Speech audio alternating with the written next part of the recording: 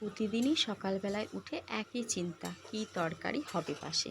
তো এই চিন্তাটা শুধু আমার না, ঘরে ঘরে সবার বলতে গেলে। আর সেই রকম কোনো সবজিও ছিল না, ছিল শুধু একমাত্র পেঁপে। আর পেঁপেটা তো সবাই খেতে চায় না।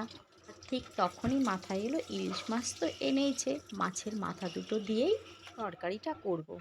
তবে এই রান্নাটা আমি কোনোদিনই করিনি। যাই হোক, মাছটা ভেজে নিয়ে ওই মাছ ভাজার তেলেই আর একটু তেল দিয়েছি আর পাঁচফোড়ন, তারপরে পেঁপেটা দিয়েছি আর পরিমাণ মতন লবণ আর হলুদ।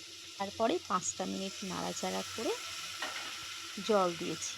রান্নাটা অবশ্য কী করে করতে হবে আমি সত্যিই বুঝতে পারছিলাম না। রান্নাটা অবশ্য কী করে করতে হবে আমি সত্যিই বুঝতে পারছিলাম না। আর ঠিক সেই সময় মা বলে দিল এইভাবে করতে। মাছের মাথা দুটো এক্ষুনি দিয়ে দিতে বলল। তারপরে ঢাকা চাপা দিয়ে মাকে জিজ্ঞাসা করা কী মশলা দেব। মা বলল জিরে আর লঙ্কা দুটো দাও।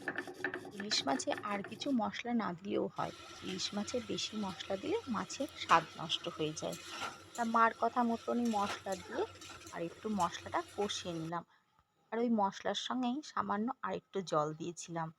আসলে কি হয়েছে, পেঁপেটা সেদ্ধ হতে না আর একটু সময় লাগবে, সেই জন্যই জলটা দিয়েছি। পেঁপে দিয়ে ইলিশ মাছটা এই প্রথম রান্না করলাম।